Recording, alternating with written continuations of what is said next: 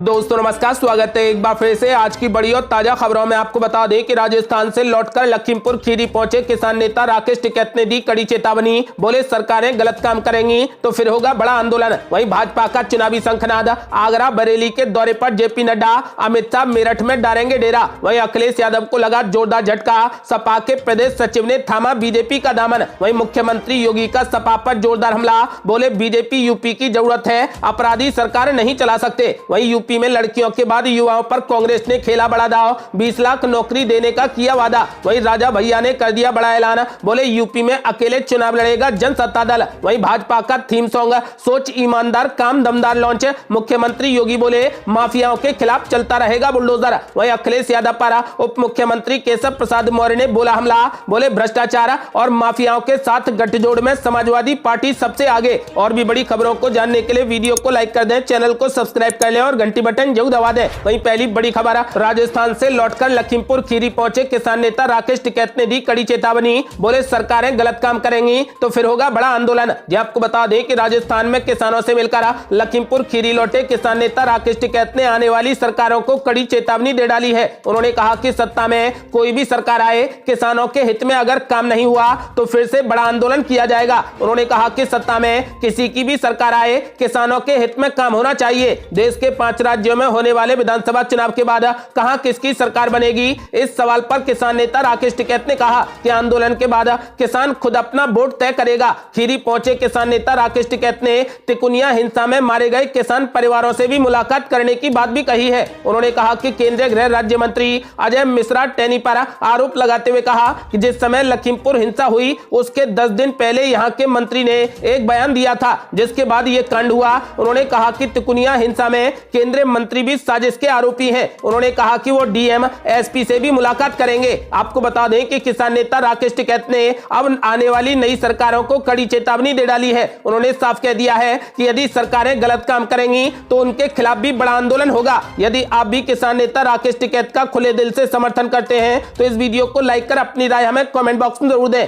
अगली बड़ी खबर, अखिलेश यादव को लगा जोरदार झटका, समाजवादी पार्टी के प्रदेश सचिव ने थामा बीजेपी का दामन। ये आपको बता दें कि उत्तर प्रदेश विधानसभा चुनाव से पहले सभी दल अपनी अपनी राजनीतिक गोटियां सेट करने में लगे हैं। वहीं समाजवादी पार्टी प्रमुख और यूपी के पूर्व मुख्यमंत्री अखिलेश यादव के मैनपुरी जिले की करल विधानसभा सीट से मैदान में उतरने के ऐलान से अब यूपी का सियासी पारा चढ़ गया है। यूपी के पूर्व मुख्यमंत्री के करल से चुनाव लड़ने की खबर से सपाई बेहद खुश है। इस बीच सपा को एक और जोरदार झटका लगा है। दरअसल मैनपुरी की करल विधानसभा सीट के समाजवादी पार्टी के नेता रघुपाल सिंह ने साइकिल की सवारी छोड़कर बीजेपी का दामन थाम लिया है। उन्होंने आज ही भाजपा को ज्वाइन किया है। बता दें कि रघुपाल सिंह समाजवादी पार्टी में प्रदेश सचिव के पद पर थे। वहीं भाजपा का दामन थामने के बाद उन्होंने कहा कि नेताजी मुलायम सिंह यादव से कोई नाराजगी नहीं है, मेरी नाराजगी अखिलेश यादव से है। उनको अपने कार्यकर्ताओं की पहचान नहीं है। आपको बता दें कि इसके साथ रघुपाल सिंह ने कहा कि अगर भाजपा सही तरीके से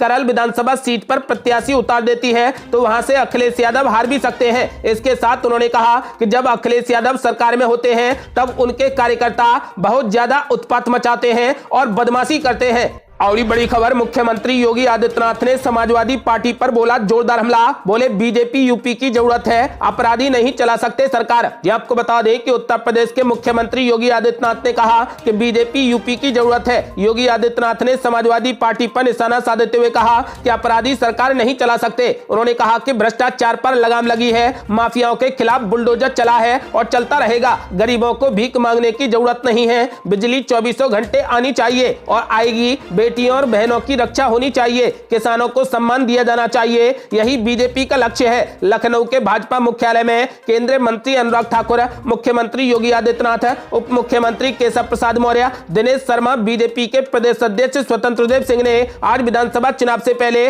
पार्टी का चुनावी गीत सुनाई पड़ती है यूपी की पुकार, यूपी फिर मांगे बीजेपी सरकार लॉन्च किया। आपको बता दें कि इस अवसर पर मुख्यमंत्री योगी ने कहा कि आज मतदान के पहले चरण के लिए नामांकन का कार्य कार्यक्रम संपन्न होकर दूसरे चरण का नामांकन शुरू हो गया है। बीजेपी ने अपनी प्रचार सामग्री के शुभारंभ के साथ चुनाव प्रचार के लिए थीम सॉन्ग को भी आज लॉन्च कर दिया है। अपनी सरकार की 5 साल की उपलब्धियां गिनाते हुए मुख्यमंत्री योगी ने कहा कि हमारी सरकार ने 43 लाख गरीबों को मकान दिया है, 2 करोड़ 61 लाख गरीबों को घरों में शौचालय दिया है, 1 करोड़ 56 लाख परिवारों को निःशुल्क रसोई गैस कनेक्शन दिया है, 9 करोड़ लोगों को आयुष्मान भारत योजना और मुख्यमंत्री जन आरोग्य योजना से 5 लाख रुपए का स्वास्थ्य बीमा कवर भी दिया है। मुख्यमंत्री ने कहा कि समाजवादी पार्टी प्रदेश को दंगे की आग में झोंक रही है या फिर इसे अराजकता का नया युग कायम करना चाहती है। अपराधियों को दिए गए विधानसभा के टिकट इनकी दंगाई मानसिकता का प्रत्यक्ष प्रमाण है। जनता आगामी विधानसभा चुनाव में इन्हें फिर से सबक सिखाएगी और एक बार फिर यूपी में पूर्ण बहुमत के साथ भाजपा की सरकार लाएगी।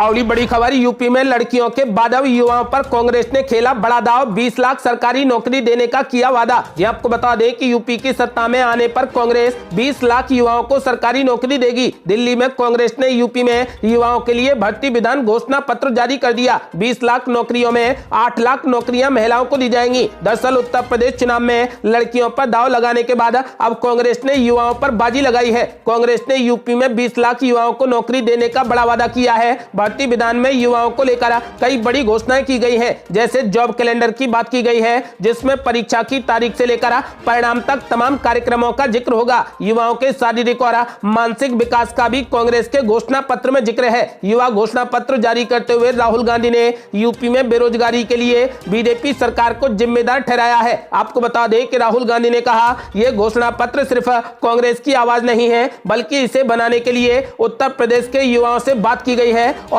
उनके विचार इसमें शामिल किए गए हैं। कांग्रेस की उत्तर प्रदेश प्रभारी प्रियंका गांधी ने कहा कि भर्ती विधान को बनाने के लिए युवाओं से बात की गई है। इसे भर्ती विधान इसलिए कहा गया है क्योंकि उत्तर प्रदेश में सबसे बड़ी समस्या भर्ती की है। युवा योग्य है लेकिन उन्हें नौकरियां नहीं मिलती। बड़ी बड़ी घोषणाएं होती हैं लेकिन ये नहीं बताया जाता कि रोजगार कैसे दिए जाएंगे। उन्होंने कहा कि भर्ती की प्रक्रिया को दुरुस्त किया जाएगा, आरक्षण संबंधी घोटाले को रोकने का कड़ा प्रावधान होगा और विश्वविद्यालयों में छात्र संघ के चुनावों को बहाल किया जाएगा। प्रियंका गांधी ने घोषणा की है कि सरकार बनने पर उत्तर प्रदेश में 20 लाख रोजगार दिए जाएंगे, जिनमें 40% यानी 8 लाख रोजगार महिलाओं को दिए जाएंगे। आपको बता दें कि इसके अलावा भर्ती प्रक्रिया में नौजवानों का जो भरोसा टूटा है उसे बहाल करने के लिए सभी परीक्षाओं के फॉर्म के लिए शुल्क पूरा माफ होगा और बस ट्रेन की यात्रा पूरे तरीके से फ्री होगी। अगली बड़ी खबर, राजा भैया ने कर दिया बड़ा ऐलान, कहा यूपी में अकेले ही दम पर चुनाव लड़ेगा जनसत्ता दल। ये आपको बता दें कि उत्तर प्रदेश विधानसभा चुनाव को लेकर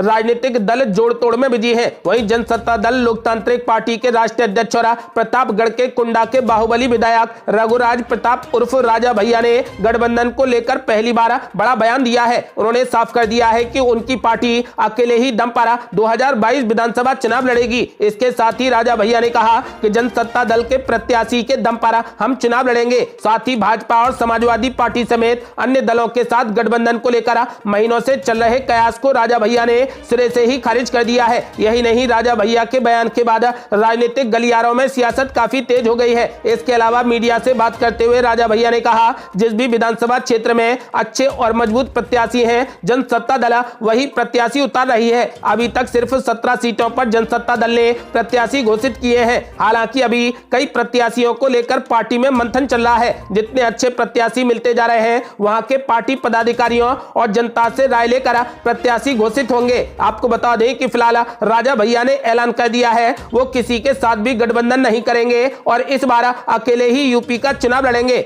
अगली बड़ी खबर, भाजपा का थीम सॉन्ग सोच ईमानदार काम दमदार लॉन्च। मुख्यमंत्री योगी आदित्यनाथ बोले, माफियाओं के खिलाफ चलता रहेगा बुलडोजर। ये आपको बता दें कि विधानसभा चुनाव को लेकर भाजपा ने चुनाव प्रचार शुरू कर दिया है। वर्चुअल संवाद के माध्यम से भाजपा ने जनता को साधने की पूरी कोशिश की है। इस दौरान भाजपा ने एक थीम सॉन्ग भी लॉन्च किया। थीम सॉन्ग के साथ ही मुख्यमंत्री योगी ने विरोधियों पर जोरदार हमला बोला है। भाजपा के नया नारा बीजेपी है यूपी की जरूरत का जिक्र करते हुए मुख्यमंत्री योगी ने समाजवादी पार्टी पर जमकर हमला बोला। उन्होंने कड़ी चेतावनी देते हुए कहा कि अपराधी सरकार न चलाएं। उन्होंने अपराधियों को सख्त हिदायत देते हुए कहा कि यूपी में माफियाओं के खिलाफ बुलडोजर चलता रहेगा। उत्तर प्रदेश विधानसभा चुनाव के लिए भारतीय जनता पार्टी ने नया नारा और थीम सॉन्ग लॉन्च कर दिया है। लखनऊ में नए मीडिया सेंटर का उद्घाटन करते हुए मुख्यमंत्री योगी आदित्यनाथ और केंद्रीय मंत्री अनुराग ठाकुर ने नए सॉन्ग को लॉन्च किया है। आपको बता दें कि बीजेपी का नया सॉन्ग सोच ईमानदार काम दमदार है।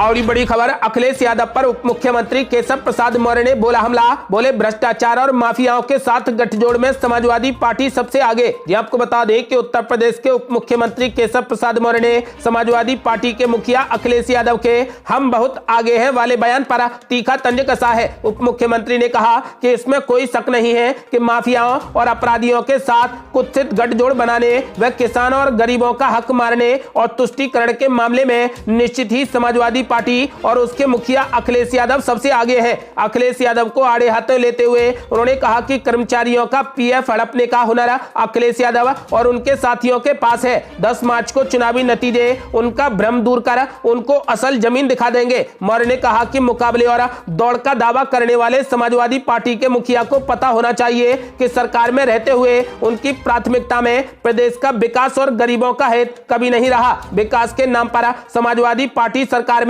यादव ने केवल और केवल अपने परिवार का ही विकास किया है। उप मुख्यमंत्री ने कहा कि असलियत यह है कि समाजवादी पार्टी माफियाओं और अपराधियों की वापसी के लिए चुनाव लड़ रही है ताकि सत्ता के दम पर गरीबों और किसानों के हित मारे जाएं, उनकी जमीनों पर अवैध कब्जे कराए जाएं, धर्म विशेष का तुष्टीकरण किया जाए, किसानों के अनाज की कीमत हड़पी जाए। सपा शासन काल में प्रदेश की कानून व्यवस्था माफियाओं के यहाँ पर गिरवी रहती थी। अपराधियों के इशारे पर पुलिस अधिकारियों और कर्मियों की ट्रांसफर पोस्टिंग होती थी। आपको बता दें कि मौर्य ने कहा कि 5 साल तक कुंभकर्ण नींद लेने वाले संकट काल में भी जनता के बीच नहीं गए। अब उनकी आंखें खुल जानी चाहिए। भाजपा से मुकाबला करने और दौड़ लगाने की फालतू बातें कर रहे हैं। उन्होंने कहा कि यूपी का विधानसभा चुनाव समाजवादी पार्टी के करीने से सफाई के चुनाव साबित होने जा रहा है। आपको बता दें कि उन्होंने ऐलान कर दिया है कि इस बार यूपी में एक बार फिर से भाजपा की प्रचंड बहुमत की सरकार बनेगी। और बड़ी खबर, अखिलेश यादव ने नाराज मुस्लिम नेताओं को मनाया, निकाला ऐसा फार्मूला कि बन गई बात। ये आपको बता दें कि पिछले 15 सालों से लगातार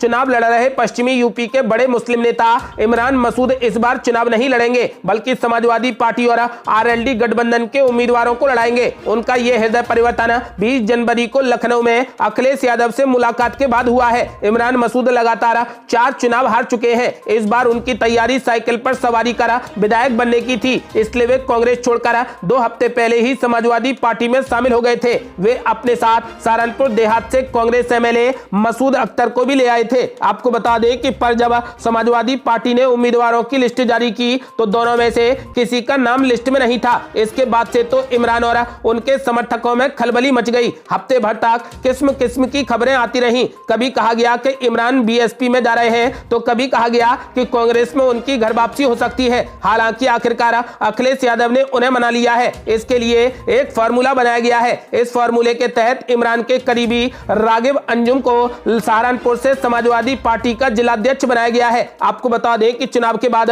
समाजवादी पार्टी की सरकार बनने पर इमरान एमएलसी बनाए जाएंगे। इमरान के करीबी विवेक कांत को रामपुर मनिहारन से आरएलडी का उम्मीदवार बनाया गया है। अखिलेश यादव ने मसूद अख्तर को भी बुलाकर उन्हें समाजवादी पार्टी में बने रहने के लिए मना लिया है। समाजवादी पार्टी के सबसे बड़े मुस्लिम चेहरे आजम खान जेल में हैं। जेल से छूटते ही उनके बेटे अब्दुल्ला आजम चुनाव प्रचार में जुट चुके हैं। इस बार वे अपने पिता के नाम पर खुलकर इमोशनल कार्ड खेल रहे हैं। आपको बता दें कि फिलहाल यूपी में अखिलेश यादव ने बड़ा जाल बिछा दिया है जिसमें बीजेपी आसानी से फंस सकती है। आपका क्या मानना है? क्या इस बार अखिलेश यादव सरकार बनाने में कामयाब होंगे? अपनी राय हमें वीडियो लाइक कर कमेंट बॉक्स में जरूर दें। और बड़ी खबर, पंजाब कांग्रेस में रार का डर, प्रताप सिंह बाजवा बोले चुनाव जीतने के बाद विधायक ही तय करेंगे मुख्यमंत्री। ये आपको बता दें कि पंजाब के माजा हलके की कादिया विधानसभा सीट से कांग्रेस उम्मीदवार प्रताप सिंह बाजवा ने कहा है कि मुख्यमंत्री चरणजीत सिंह चन्नी की अगुवाई में कांग्रेस चुनावी मैदान में उतरेगी। उन्होंने आज यहां पर कहा